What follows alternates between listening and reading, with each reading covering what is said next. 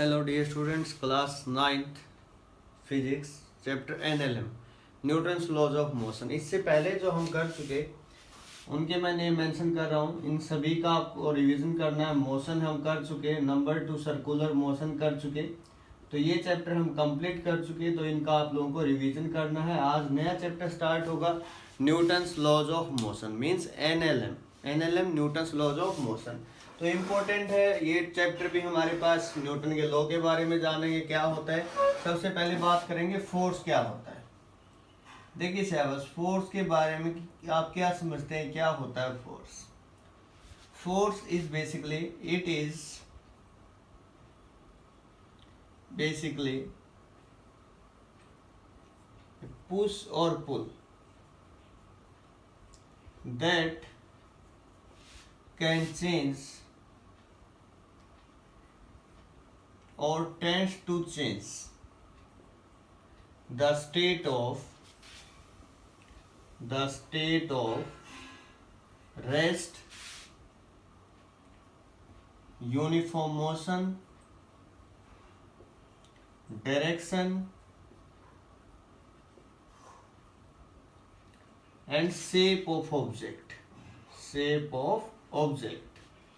तो उसको हम फोर्स बोलते हैं, जो क्या करे, या तो किसी ऑब्जेक्ट की स्टेट को चेंज करे, रेस्ट पर है तो मोशन में ले आए, मोशन में तो रेस्ट पर ले आए, या फिर डायरेक्शन चेंज करे, या फिर उसकी शेप चेंज करे, तो इतने इफेक्ट फोर्स कर सकता है, उसको हम फोर्स बोलेंगे। ओके, फोर्स क्या क्या कर सकता है। नंबर 1, कोई ऑब्जेक्ट अगर रेस्ट पर है, रुका हुआ, तो उसको मोशन में ला सकता है। कोई ऑब्जेक्ट मूवमेंट में है, मोशन में, तो उसको रेस्ट में मीन्स रोक सकता है। नंबर 3, किसी भी ऑब्जेक्ट की डायरेक्शन चेंज कर सकता है। नंबर 4, किसी भी ऑब्जेक्ट की शेप चेंज कर सकता है। इनके बारे में हम बिल्कुल एक्सप्लेन करेंगे, सारी चीज़ें हम समझेंगे। तो ये होता है बेटा फोर्स। ओके, तो फोर्स के बारे में इसकी जो यूनिट होंगी वो क्या होंगी, सर किस में मेजर करते हैं। जो फोर्स की जो यूनिट होंगी, तो वो फोर्स की ऐसा यूनिट होगी, एक सीजीएस यूनिट है, एक ग्रेविटेशनल यूनिट है। तो इनके बारे में जानते हैं। ग्रेविटेशनल यूनिट, तो देखिए शाबाश, जो ऐसा यूनिट है फोर्स की वो होती है बेटा न्यूटन। ठीक है, न्यूटन में इसको मेजर करते हैं। और न्यूटन किसके इक्वल होता है, जो फोर्स का फॉर्मूला होता है वो होता है मास इनटू एक्सेलरेशन। ठीक है, जो 1 न्यूटन है that is equal to KG metre पर सेकंड स्क्वायर, क्योंकि एक्सेलरेशन हमने पढ़ा है मोशन के अंदर, एक्सेलरेशन की यूनिट मीटर पर सेकंड स्क्वायर, मास के लिए केजी। ठीक है, सीजीएस जो है, सीजीएस सिस्टम में जो फोर्स यूनिट है वो होती है डायन। ठीक है, और सीजीएस है तो केजी की बजाय क्या आएगा, ग्राम, मीटर की बजाय सेंटीमीटर, और सेकंड स्क्वायर ये होती है बेटा 1 डायन की वैल्यू। ओके, 1 डायन इसके इक्वल होता है, 1 न्यूटन इसके इक्वल होता है। ग्रेविटेशनल यूनिट क्या होती है, ग्रेविटेशनल यूनिट होती है केजी वेट, केजीएफ भी बोलते हैं इसको, या फिर ग्राम वेट, या फिर ग्राम फोर्स इसको बोला जाता है। ओके, वेट होता है, ये होता है बेटा 10 न्यूटन के इक्वल, या फिर इसको 9.8 न्यूटन हम लिख सकते हैं अगर जी की वैल्यू जो हम यूज करेंगे। जी होता है एक्सेलरेशन ड्यू टू ग्रेविटी, इसकी वैल्यू 9.8 मीटर पर सेकंड स्क्वायर भी ली जा सकती है, या फिर इसको 10 मीटर पर सेकंड स्क्वायर भी लिख देते हैं बुक के अंदर। ठीक है, जो वैल्यू लिखी हुई है वो हम यूज करेंगे। ग्राम वेट जो होता है 980 डायन के इक्वल होता है, 980 डायन। जो न्यूटन है, न्यूटन और डायन में भी एक रिलेशन होती है, 1 न्यूटन जो होता है वो 10⁵ डायन के इक्वल होता है। ठीक है, तो ये कुछ रिलेशन थे इनके बारे में। अब हम बात करेंगे फंडामेंटल फोर्सेज, फिर बैलेंस्ड फोर्स, फिर अनबैलेंस्ड फोर्स। उसके बाद बात कर रही थी जो नेचर के अंदर फंडामेंटल फोर्स हैं। फंडामेंटल फोर्स कौन कौन से फंडामेंटल फोर्सेज, तो वो 4 फोर्स है बेटा। नंबर 1 ग्रेविटेशनल फोर्स,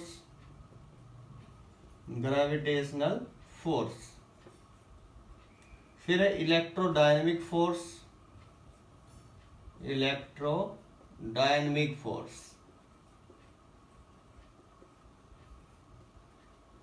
फिर है weak nuclear force,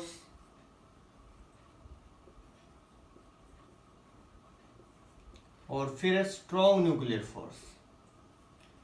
strong nuclear force, आपको जस्ट इनके नेम याद रखने हैं और इनकी सीक्वेंस याद रखनी है, ठीक है। सबसे वीक होता है बेटा ग्रेविटेशनल फोर्स, उसके बाद होता है वीक न्यूक्लियर फोर्स, फिर होता है इलेक्ट्रो डायनेमिक फोर्स, और सबसे स्ट्रॉन्ग होता है स्ट्रॉन्ग न्यूक्लियर फोर्स, ठीक है। ये सीक्वेंस रहेगी इनकी। उम्मीद करता हूं आपको ये याद हो जाएगी, कोई खास प्रॉब्लम इसके अंदर नहीं आएगी। ओके, तो ये इन फोर्सेस के बारे में था। अब देखिए शाबाश, बैलेंस फोर्स और अनबैलेंस्ड फोर्सेस के बारे में, किसको बोलते हैं बैलेंस्ड फोर्स, किसको बोलते हैं अनबैलेंस्ड फोर्स। अब हम बात करते हैं balanced and unbalanced forces.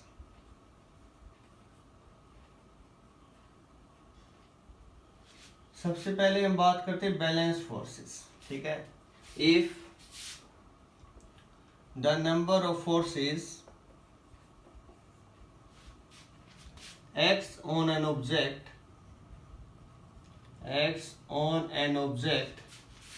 does not change,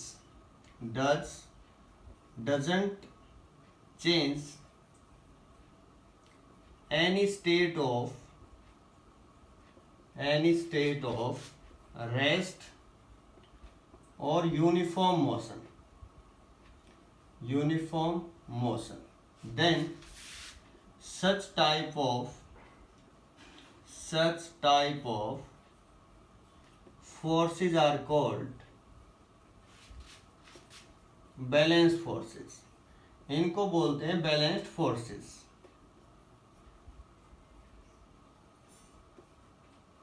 okay, for example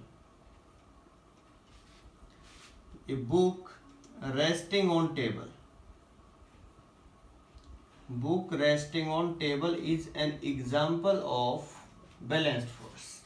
okay, balanced force क्या हुआ, जिसमें क्या होगा बेटा, कोई ऑब्जेक्ट रेस्ट पर है तो रेस्ट मीन्स इक्वल नंबर, जो फोर्स का नेट रिजल्टेंट होगा वो 0 होगा। कैसे, फॉर एग्जांपल यहाँ कोई केस है, यहाँ 10 न्यूटन फोर्स अप्लाई किया गया, यहाँ 3 न्यूटन और 7 न्यूटन। तो मुझे बताएं शाबाश, यहाँ रिजल्टेंट फोर्स कितना है, 0। 10 न्यूटन इस साइड, 10 न्यूटन इस साइड, मीन्स 0 रिजल्टेंट फोर्स है। वो उसका मीनिंग क्या है बेटा, ये किसका एग्जांपल है, बैलेंस्ड फोर्सेस का। अब हम बात करते हैं अनबैलेंस्ड फोर्सेस। किसको बोलेंगे unbalanced force, if number of forces acts on an object change its state of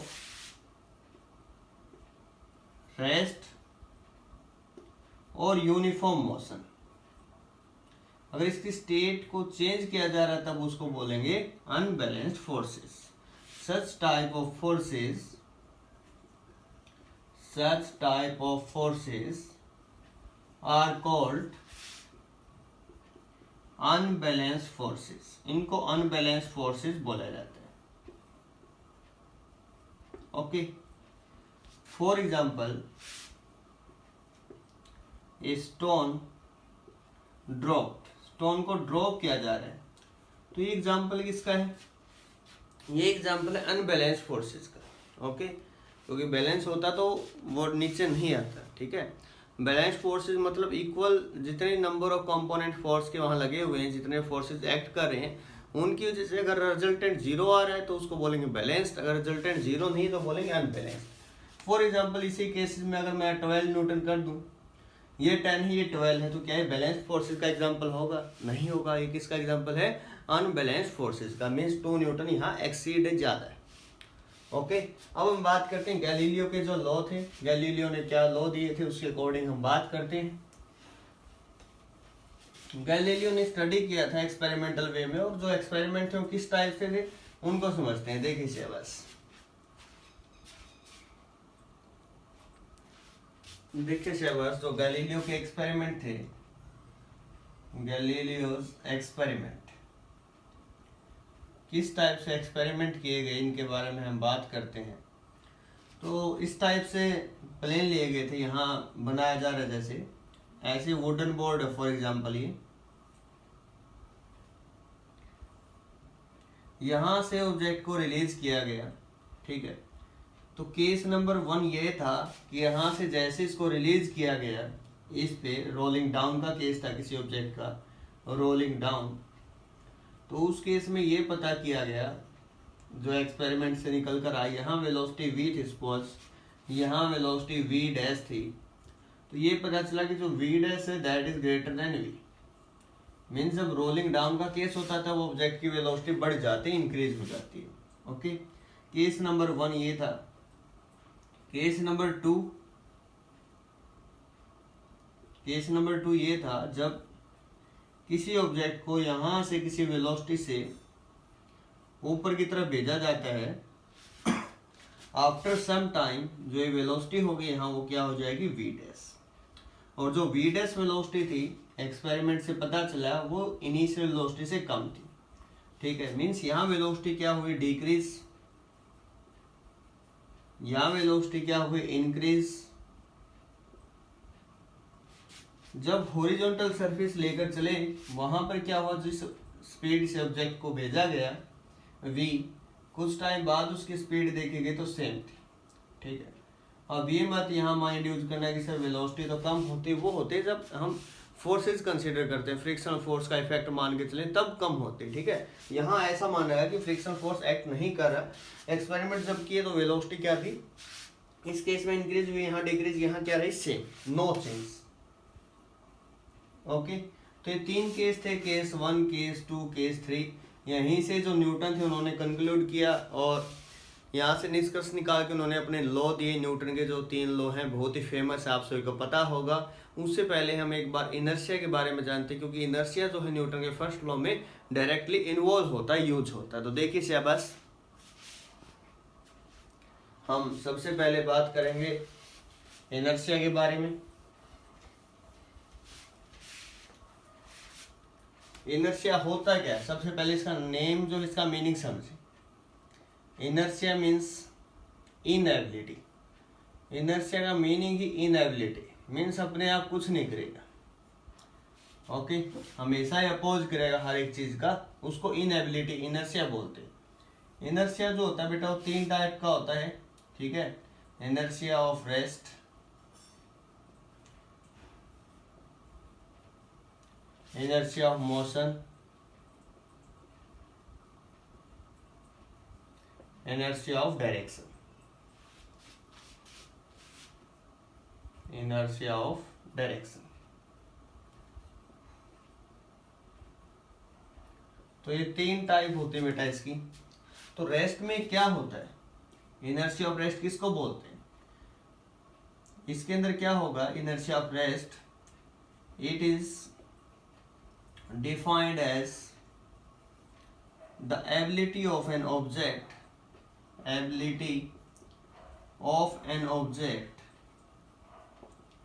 to change its state of rest। ठीक है, एक बार मैं डेफिनेशन लिख देता हूँ, फिर आपको मैं इनके एग्जाम्पल क्लियर करूंगा। इनर्शिया ऑफ मोशन क्या है, it is defined as the inability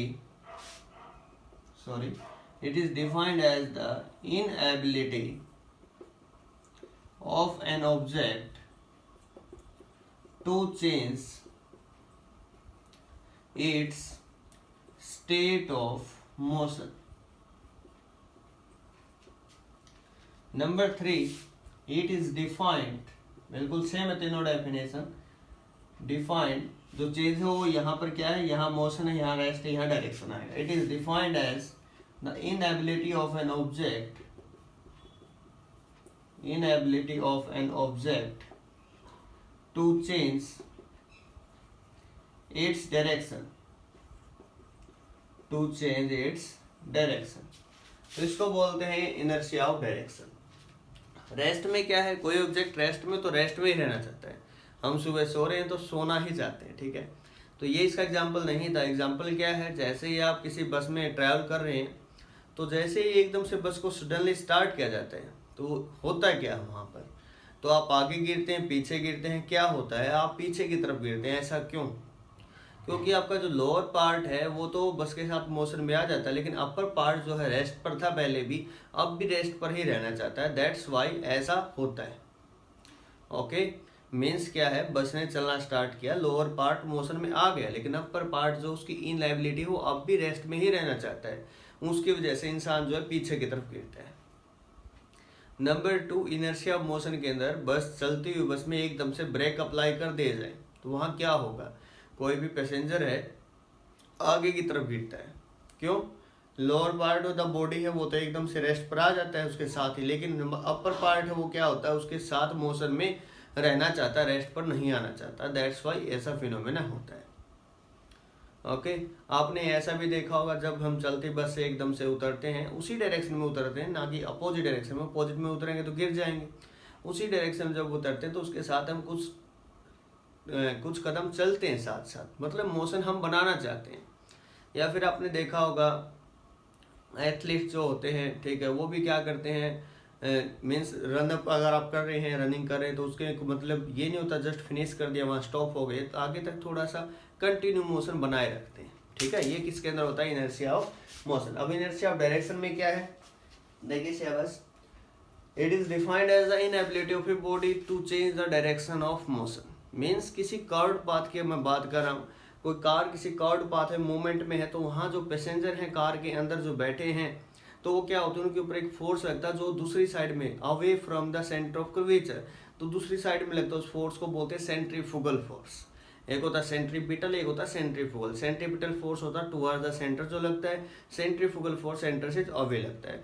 कोई कर्व्ड पाथ है, जब आपने ऐसा फील भी किया होगा गाड़ी में जब बैठे हैं आप तो वहाँ क्या होगा, आप जैसे गाड़ी टर्न कर रही कर्व्ड पाथ में, तो वहाँ जो बैठे हैं तो उनके ऊपर एक फोर्स लगता है, धक्का लगता है, जो उनको बाहर की तरफ धकेलता है। ठीक है, तो ऐसा किसकी वजह से होता है, इनर्शिया ऑफ डायरेक्शन की वजह से। वो उसी डायरेक्शन में रहना चाहते हैं तो उनको अपोज किया जाता है। या फिर आप इनके एग्जांपल और भी समझ सकते हैं किस टाइप से, फॉर एग्जांपल बाईसाइकिल है, कीचड़ मतलब कि जब रेनी डे जब होते हैं, जो कीचड़ जो होता है उसमें उसके साथ साथ चलता है टेंजेंशियली। ठीक है, पीछे जो कपड़े होते हैं सारे खराब हो जाते हैं, ये इसी का एग्जाम्पल होता है। ठीक है, डायरेक्शन का। तो इस टाइप से आपको आई थिंक इनर्शिया के बारे में समझ में आ गया। इनर्शिया क्या होता है, inability of a body to do anything. Inertia of rest means ऐसी बॉडी जो चेंज अपोज करेगी किसका, स्टेट ऑफ रेस्ट, वो रेस्ट में ही रहना चाहेगी। Inability of a body to change state of rest, वो रेस्ट से चेंज होना नहीं चाहती, रेस्ट में ही रहना चाहती है। मोशन, वो मोशन में ही रहना चाहती, रेस्ट पर नहीं आना चाहती। डायरेक्शन, वो डायरेक्शन चेंज नहीं करना चाहती अपने आप, इसको बोलते हैं